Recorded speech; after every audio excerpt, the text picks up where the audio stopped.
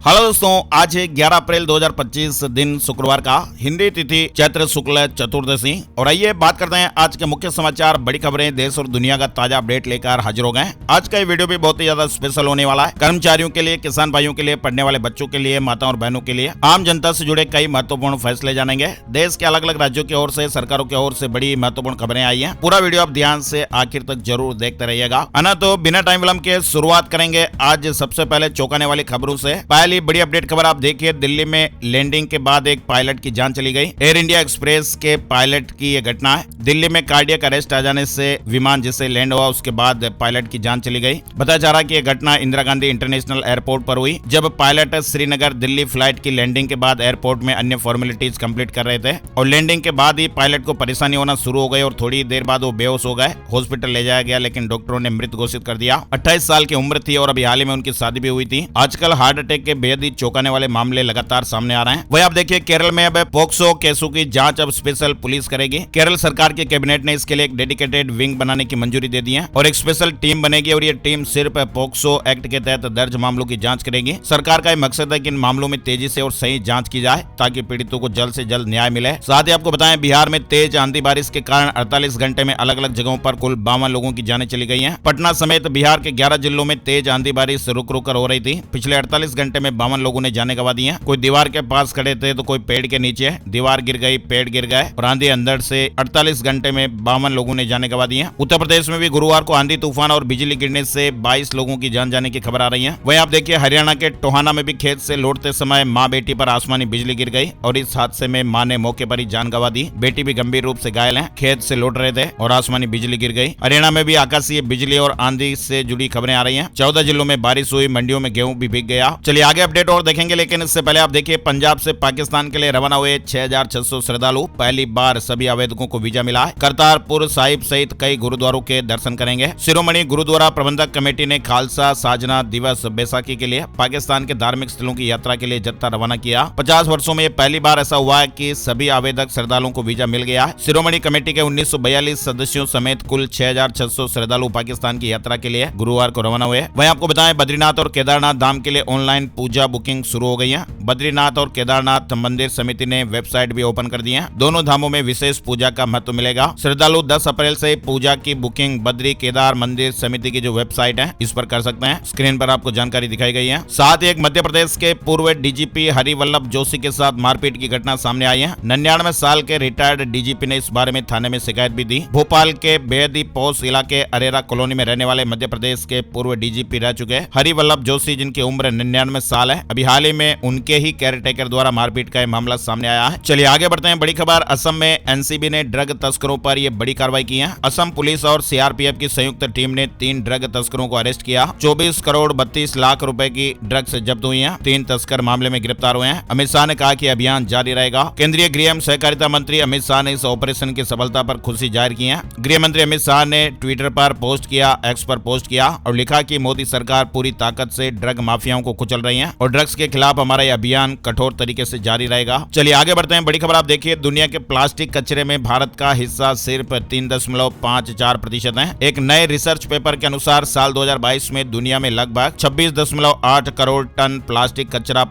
उत्पन्न हुआ, जिसमें भारत का योगदान केवल 3.54% था। नेचर मैगजीन में पब्लिश ये विश्लेषण बता रहा है कि इसी वर्ष लगभग 40 करोड़ टन प्लास्टिक का उत्पादन हुआ, जिसमें भारत की हिस्सेदारी 5% रही। प्लास्टिक उत्पादन में चीन का सबसे बड़ा योगदान 32% रहा, जिसके बाद अमेरिका 42% का स्थान है। वहीं प्लास्टिक उपभोग के मामले में चीन ग्लोबल सप्लाई का 20% उपयोग करके सबसे आगे है। चीन में सबसे ज्यादा प्लास्टिक का कचरा पैदा होता है। चलिए आगे बढ़ते हैं। बड़ी खबर आप देखिए, यूपी पुलिस के हाथ लगी बड़ी सफलता। समाज सेवी संस्था की आड़ में मानव तस्करी हो रही थी। 11 साल में 15,000 लड़कियों को इधर उधर कर दिया, बेच दिया। उत्तर प्रदेश में एक चौंकाने वाला खुलासा हुआ है। एक बड़ी मीडिया रिपोर्ट्स और खबर ये चल रही है जिसमें बताया जा रहा है कि एक महिला समाज सेवी की आड़ में मानव तस्करी का एक गिरोह चला रही थी और साल 2014 से अब तक 15,000 से ज्यादा लड़कियों को सामूहिक विवाह के नाम पर बेच दिया। पुलिस अब इस गिरोह के अन्य सदस्यों की तलाश भी कर रही है। अगवा करके राजस्थान के जयपुर में बेची गई किशोरी के मिलने और खरीदने वाली महिला के पकड़े जाने के बाद ये बड़ा राजपास हुआ है। महिला एक समाज सेवी संस्था चलाती है और उसकी आड़ में एक कारनामा किया जा रहा था। चलिए बड़ी खबर आप देखिए, 2030 तक आ सकता है इंसानों जैसा एआई। गूगल डीप माइंड ने मानवता के खात्मे की चेतावनी दी है। भविष्य में इंसानों जैसी सोचने समझने वाली आर्टिफिशियल जनरल इंटेलिजेंस विकसित हो सकती है। हैं और ये इंसानियत के लिए स्थायी खतरा भी बन सकती हैं। डीप माइंड की एक रिपोर्ट में बताया गया कि एजीआई का समाज पर भारी असर हो सकता है और एजीआई के साल 2030 तक आने की संभावना डीप माइंड ने जताई है। यानी भविष्य में इंसानों जैसी सोचने समझने वाली आर्टिफिशियल जनरल इंटेलिजेंस एजीआई विकसित हो सकती है। ये बात गूगल की AI research unit deep mind के एक नए रिसर्च पेपर में कही गई है और रिसर्च में दावा किया गया कि अगर एजीआई साल 2030 तक विकसित हो सकती है और यदि इसे सही तरीके से नियंत्रित नहीं किया गया तो ये मानव जाति को हमेशा के लिए समाप्त भी कर सकती है और एजीआई का समाज पर भारी असर हो सकता है और इसके कारण गंभीर नुकसान या अस्तित्व का संकट भी खड़ा हो सकता है। चलिए बड़ी खबर आप देखिए, विनाशकारी भूकंप के बाद से लगातार म्यांमार की धरती कांप रही है और अब तक वहां पर 112 झटके महसूस हो चुके हैं। म्यांमार में 7.7 तीव्रता के भूकंप के बाद वहां 112 भूकंप के झटके महसूस किए गए। 3649 लोगों ने ऑफिशियली जान गंवाई है और 5018 लोग घायल हुए हैं। यूएन, अमेरिका, भारत और अन्य देशों ने सहायता सामग्री भी भेजी है। चलिए बड़ी खबर आप देखिए, सुप्रीम कोर्ट ने कहा कि पैक्ड फूड पर वार्निंग लेबल दिया जाए। केंद्र 3 महीने के अंदर लेबलिंग का नियम बनाए, कितना शुगर है, हानिकारक फैट वगैरह जो भी है स्पष्ट लिखा जाए। सुप्रीम कोर्ट ने केंद्र सरकार को निर्देश दिया कि वे 3 महीने के भीतर पैक फूड पर चेतावनी वाली लेबलिंग को लेकर नए नियम बनाए। बच्चे पैकेट पर कंटेंट से ज्यादा रेपर के अंदर क्या है वो देखते हैं। बच्चों को डिसाइड करने दीजिए कि रेपर कैसा होना चाहिए। होता ना जी, अब हम कुरकुरे वगैरह कुछ भी चीज खरीदते हैं तो जल्दी से जल्दी उसका पैकेट खरीद के खाने की सोचते हैं, आखिर उस पैकेट के अंदर क्या है, कंटेंट में क्या क्या मिला हुआ है। तो ये साफ साफ अब लिखा हुआ देखने को मिलेगा, वार्निंग लेबल दिया जाएगा, है ना। और एक बड़ी खबर आप जो देख पा रहे हैं, हाई कोर्ट ने बड़ा अपडेट दिया है। क्या इंसान के दांत भी खतरनाक हथियार की श्रेणी में आते हैं? ससुराल वालों के खिलाफ केस में हाई कोर्ट ने यह फैसला सुनाया। आप कभी कभी सुनते या पढ़ते होंगे ना कि किसी ने दांत से काट लिया है, तो ऐसे ही दांत से काटने का एक मामला हाई कोर्ट पहुंच गया। सुनवाई के बाद कोर्ट को यह कहना पड़ा कि इंसान के दांत कोई खतरनाक हथियार नहीं है। इंसानों के दांत को लेकर बंबई हाई कोर्ट ने यह महत्वपूर्ण बात कही है। दरअसल एक महिला ने ससुराल पक्ष के एक रिश्तेदार पर दांत से काटने का आरोप लगाया था और बंबई हाई कोर्ट ने इस महिला की शिकायत पर दर्ज मामले को यह कहते हुए रद्द कर दिया कि इंसानी दांतों को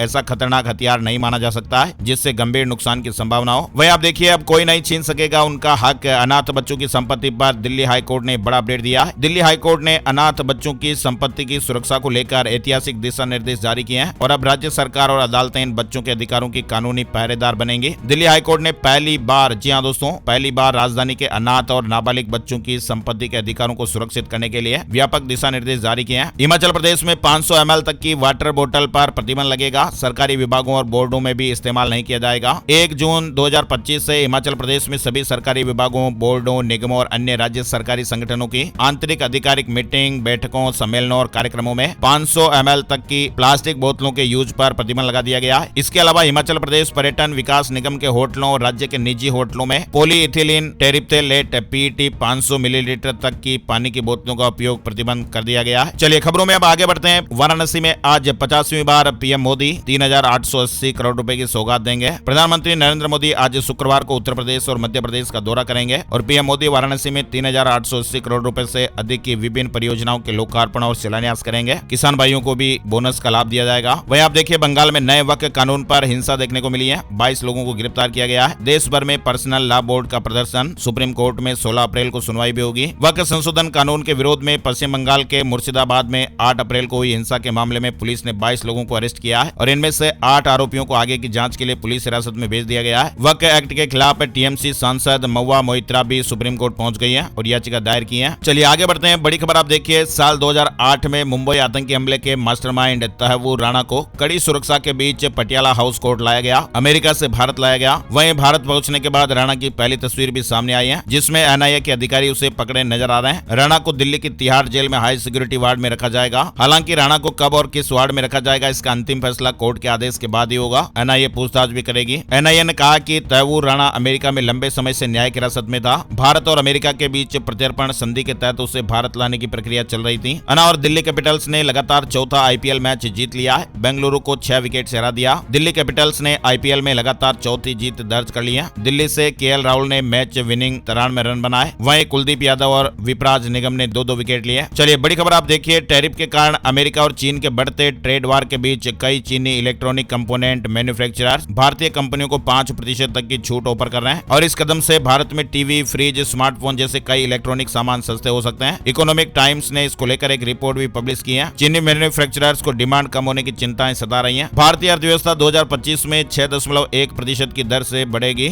मूडीज ने 6.4% ग्रोथ रेट का जो अनुमान है वो घटा दिया है। अमेरिका की नई टैरिफ पॉलिसी का असर, यानी इस साल भारत की अर्थव्यवस्था 6.1% की दर से बढ़ेगी। मूडीज रेटिंग्स ने गुरुवार 10 अप्रैल को भारतीय इकोनॉमी की ग्रोथ रेट का अनुमान घटाया है। इससे पहले मूडीज ने 2025 में ग्रोथ रेट का अनुमान 6.4% रखा था। डोनाल्ड ट्रंप की नई टैरिफ पॉलिसी के चलते यह अनुमान घटाया गया है। गोल्डमैन ने अमेरिका में 65% मंदी का अनुमान वापस ले लिया है। टैरिफ नीति पर 90 दिन की रोक के बाद यह आशंका घटाई। चलिए आगे बढ़ते हैं। बड़ी खबर जो काम की भी है। इनकम टैक्स डिपार्टमेंट ने इन टैक्स पेयर्स के लिए डेडलाइन जारी की है, यानी विवाद से विश्वास स्कीम को VSV 2.0 के नाम से भी जाना जाता है और इस स्कीम की शुरुआत 1 अक्टूबर 2024 को हुई थी, जिसके तहत आप 22 जुलाई 2024 तक के जो टैक्स पेंडिंग केस है उनको सेटल कर सकते हैं। केंद्रीय प्रत्यक्ष कर बोर्ड CBDT ने डायरेक्ट टैक्स विवाद से विश्वास स्कीम 2024 के लिए घोषणा पत्र दाखिल करने की डेडलाइन तय कर दी है। अगर आप भी टैक्स पेयर है और इस स्कीम के दायरे में आते हैं तो आपको 30 अप्रैल 2025 तक अपना घोषणा पत्र दाखिल कर देना चाहिए। CBDT ने विवाद से विश्वास स्कीम को टैक्स पेयर्स की सुविधा के लिए शुरू किया हुआ है और ये एक सरकारी स्कीम है जिसमें इनकम टैक्स डिपार्टमेंट और टैक्स पेयर्स के बीच जो विवाद चल रहे हैं उनको हल किया जाएगा। यानी इस स्कीम में टैक्स पेयर को यह मौका मिलता है कि वो अपने पुराने टैक्स विवादों को सेटल कर लें और तमाम तरह के कानूनी दाव पेचों से बचें। चलिए आगे बढ़ते हैं। बड़ी खबर, बीते वित्त वर्ष 2024-25 में नई पेश की गई आवासीय परियोजनाओं में भारित औसत कीमतें कच्चे माल की ऊंची लागत के कारण 9% बढ़ी है। प्रोप इक्विटी ने एक बयान में इस तरह के अपडेट दिए हैं। मकान खरीदना महंगा हुआ, 29% तक कीमतें बढ़ गई हैं। कोलकाता में 29% बढ़ोतरी रही, ठाणे में 17%, बेंगलुरु में 15%, पुणे में 10% और दिल्ली NCR में 5% तक कीमतें बढ़ी हुई लगी। चलिए बड़ी खबर देखिए। यूक्रेन रूस वार से ज्यादा खतरनाक है चीन और USA का टैरिफ युद्ध। बड़ी अपडेट खबर है। अमेरिकी राष्ट्रपति डोनाल्ड ट्रंप की ओर से छेड़े गए ट्रेड वार ने अमेरिका और चीन के बीच एक व्यापक तनाव पैदा कर दिया है। सबसे पहले अमेरिका ने अपनी नई ट्रेड नीति के तहत चीन पर 34% का टैक्स लगाया था और उसके बाद चीन ने भी अमेरिका पर उतना ही टैक्स अलग से लगा दिया। अमेरिका की धमकियों के बावजूद जब चीन ने इस नए टैक्स को वापस नहीं लिया तो ट्रंप ने चीन पर 50% टैरिफ और लगा दिया। इसके बाद फिर चीन ने अमेरिका पर 84% अतिरिक्त टैक्स लगाने का ऐलान किया। इससे दोनों देशों के बीच रिश्ते नाजुक दौर में पहुंच गए। लेकिन ये जो टैरिफ वार है ना दोस्तों, वो अब भी नहीं रुका। ट्रंप ने सभी चीनी प्रोडक्ट पर टैरिफ बढ़ाकर 125% कर दिया है और इसे तुरंत प्रभाव से लागू भी कर दिया है ना। और दिल्ली में भी आयुष्मान की एंट्री हो गई है। कार्ड वितरण भी शुरू हो गए। 10 लाख रुपए तक के स्वास्थ्य सुरक्षा का तोहफा मिलेगा।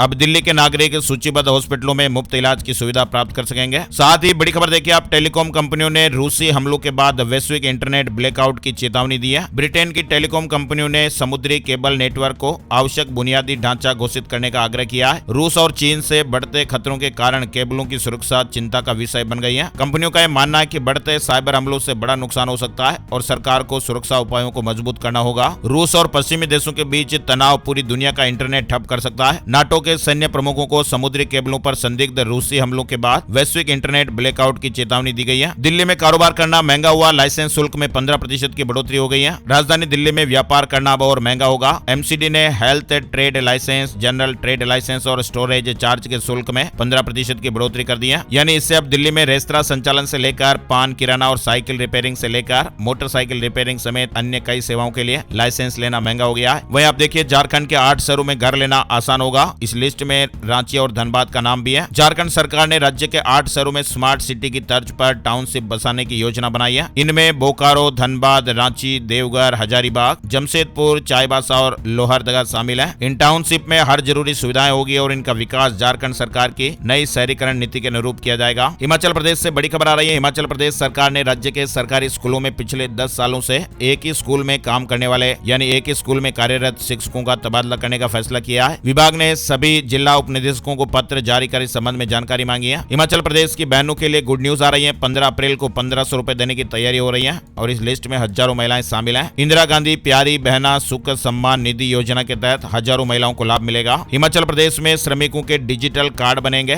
प्रदेश में कहीं भी काम कर सकेंगे। साल 2025-26 में श्रमिकों को डिजिटल कार्ड जारी किए जाएंगे। वहीं देखिए हिमाचल प्रदेश सरकार प्रदेश के उच्च और वरिष्ठ माध्यमिक विद्यालयों में बड़ा फेरबदल करने जा रही है। विद्यार्थियों की संख्या के आधार पर स्कूलों में विज्ञान, कला और वाणिज्य संकाय चलाए जाएंगे। विज्ञान और वाणिज्य संकायों में यदि 10 या उससे कम विद्यार्थियों की संख्या है तो ऐसे स्कूलों में इन संकायों को मर्ज कर दिया जाएगा। वहीं उत्तराखंड में मई महीने से ही राशन डिस्ट्रीब्यूशन सिस्टम में बदलाव होने वाला है। हरिद्वार और उधम सिंह नगर से शुरुआत हो गई है। उत्तराखंड में नए सिस्टम से राशन वितरण के पायलट प्रोजेक्ट की लॉन्चिंग की गई। अब वे लोग भी राशन ले पाएंगे जिनके फिंगरप्रिंट और आई कार्निया मैचिंग नहीं हो पा रहे हैं। साथ ही बड़ी खबर देखिए, स्लोवाकिया दौरे पर गई राष्ट्रपति द्रौपदी मुर्मू को मानद उपाधि से सम्मानित किया गया है। वहीं अब देखिए बांग्लादेश की पूर्व प्रधानमंत्री की मुश्किलें बढ़ गई हैं। अदालत ने शेख हसीना और उनकी बेटी के खिलाफ गिरफ्तारी वारंट जारी कर दिया है। कोर्ट ने यह वारंट भ्रष्टाचार के एक मामले में गुरुवार को जारी किया। रूस के खिलाफ क्या करने वाला है नाटो मुख्यालय में बुलाई गई 30 देशों के रक्षा मंत्रियों की बड़ी बैठक। नाटो ने रूस यूक्रेन युद्ध को लेकर 30 देशों के रक्षा मंत्रियों की एक बड़ी बैठक बुलाई और इस बैठक में अमेरिका को छोड़कर कुल 50 देश शामिल होंगे, जिसमें 30 देशों के रक्षा मंत्री भी हैं। नाइजीरिया में एक अलग ही तरह की बीमारी फैल रही है, एक रोग है वो तेजी से फैल रहा है और इस रोग की चपेट में आने से अब तक 150 से ज्यादा लोगों की जानें जा चुकी हैं। बड़ी संख्या में बच्चे इस रोग से प्रभावित हुए हैं और इस रोग का नाम है मेनिंजाइटिस रोग का प्रकोप नाइजीरिया में देखने को मिल रहा है। चीनी वैज्ञानिकों ने चंद्रमा से लाई गई मिट्टी और चट्टानों का विश्लेषण किया, पृथ्वी से तुलना की। वैज्ञानिकों ने यह भी कहा कि अभी और रिसर्च की जरूरत है। बड़ी खबर देखिए आप, अमेरिका का वीजा पाना या फिर स्थायी निवास की चाहत रखने वालों के लिए जरूरी अपडेट है। अमेरिकी आवर्जन अधिकारियों ने इसे लेकर नए नियम लागू किए हैं और अमेरिका की यह नीति तत्काल प्रभाव से लागू भी हो गई है। सोशल मीडिया पर अगर आपने कर दी है गलती तो फिर आपको यूएस का वीजा नहीं मिल पाएगा,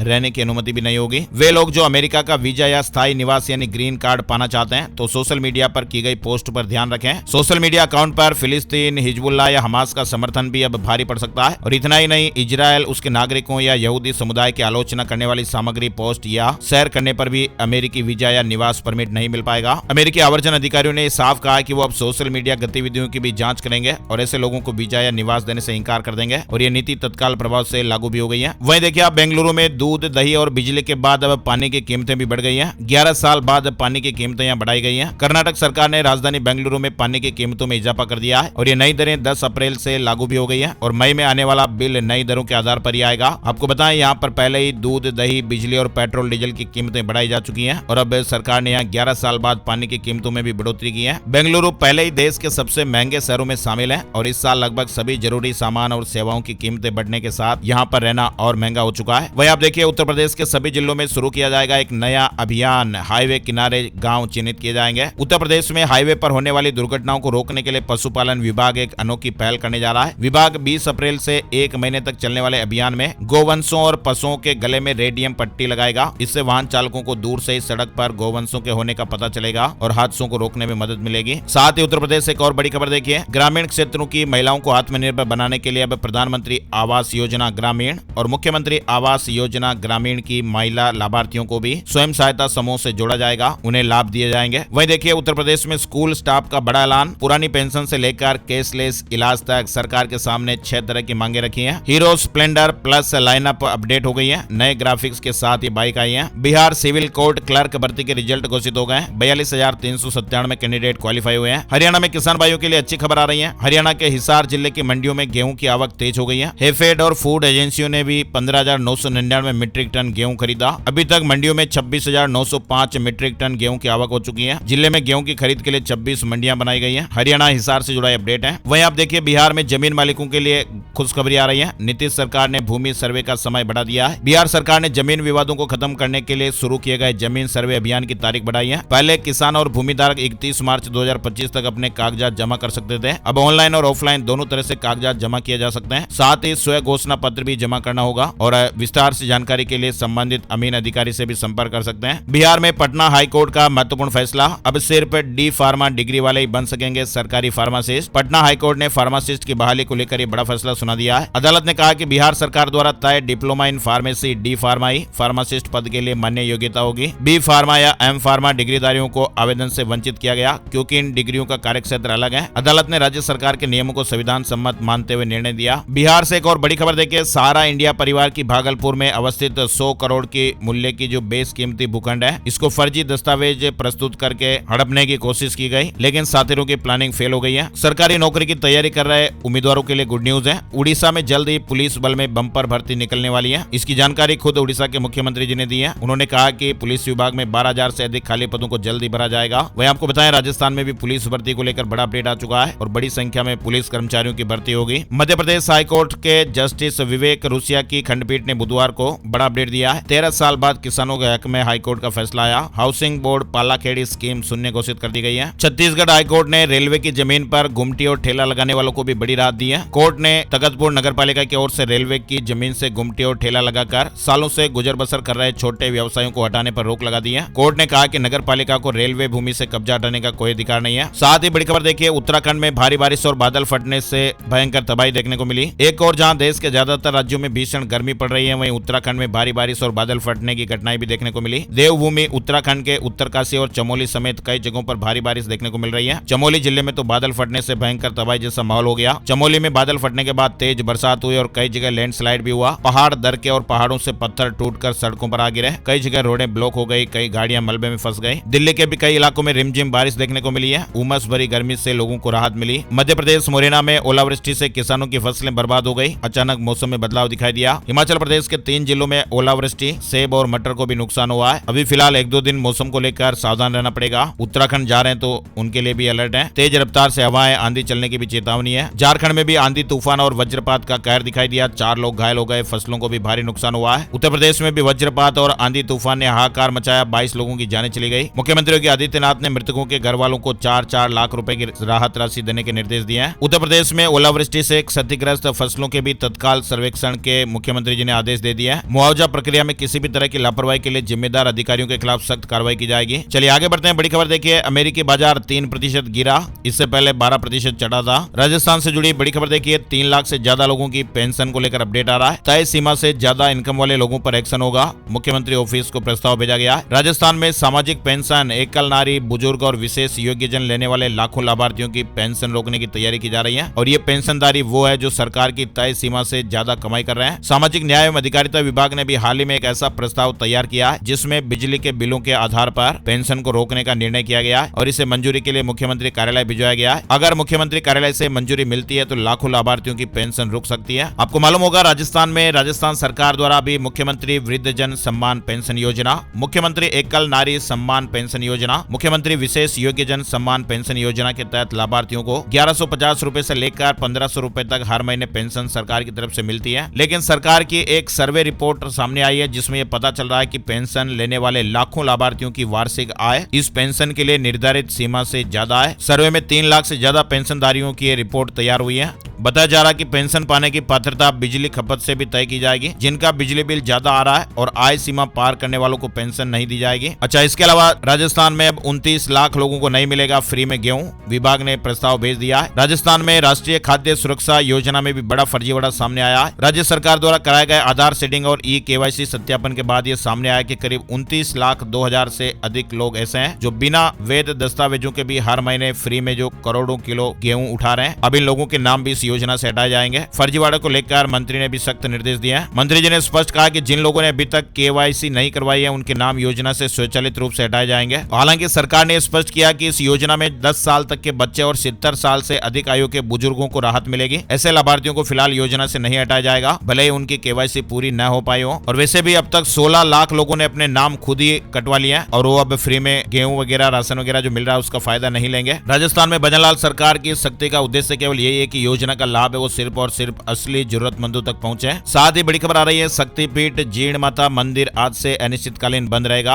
राजस्थान सीकर से जुड़ी खबर है। श्री जीण माता मंदिर ट्रस्ट की ओर से गुरुवार को इसकी घोषणा की गई। हालांकि इस दौरान जीण भवानी के गर्भगृह में रोजाना होने वाली पूजा जारी रहेगी। हालांकि भक्तों को दर्शन नहीं हो पाएंगे। पुजारी मंदिर में धरना भी देंगे। ट्रस्ट के सदस्य राकेश कुमार के मुताबिक ट्रस्ट के लोगों में मंदिर के वार्षिक मेले के दौरान पुजारियों के साथ मारपीट के बाद ये बड़ी नाराजगी है। मंदिर कमेटी ने पुलिस और पुजारियों के साथ मारपीट करने वालों को जल्द अरेस्ट करने की मांग की है। अच्छा, इसके अलावा राजस्थान से एक और बड़ी खबर आ रही है। राजस्थान में बंद पड़े रास्ते खुलवाएगी सरकार। हर सप्ताह कम से कम 10 रास्ते खुलवाने के निर्देश दिए गए। अधिकारी भी नियुक्त किए जाएंगे। जयपुर, खेरथल, तिजारा, नागौर में चलाया गया रास्ता खोलो अभियान 1 माह के लिए प्रदेश के सभी जिलों में शुरू करने का निर्णय लिया गया है। रेवेन्यू डिपार्टमेंट ने इस संबंध में एक SOP बनाकर प्रदेश के सभी जिला कलेक्टर, संभागीय आयुक्त, जिला SP समेत अन्य अधिकारियों को इस अभियान को प्रमुखता से चलाने के आदेश दिए गए और इन आदेशों में हर उपखंड स्तर पर हर सप्ताह कम से कम 10 रास्तों को खुलवाने का लक्ष्य दिया गया है। राजस्थान में फार्मासिस्ट भर्ती परीक्षा में याचिकाकर्ताओं को राहत मिली है। हाई कोर्ट ने चयन प्रक्रिया में शामिल करने के निर्देश दिए हैं। वहीं राजस्थान में शिक्षा मंत्री जी ने कहा कि जल्द ही 3rd ग्रेड टीचर्स के प्रमोशन होंगे। कहा कि लंबे समय से एक पद पर जमे अफसरों के भी ट्रांसफर किए जाएंगे। राजस्थान में प्रमोशन का इंतजार कर रहे ग्रेड 3rd टीचर का इंतजार जल्द ही पूरा होने वाला है। गुरुवार को राजस्थान शिक्षक संघ राष्ट्रीय की प्रांतीय कार्यकारिणी की बैठक में शिक्षा मंत्री मदन दिलावर ने इसकी घोषणा की। वहीं आपको बताएं, राजस्थान के जयपुर में आज से 4 दिवसीय राष्ट्रीय आरोग्य मेला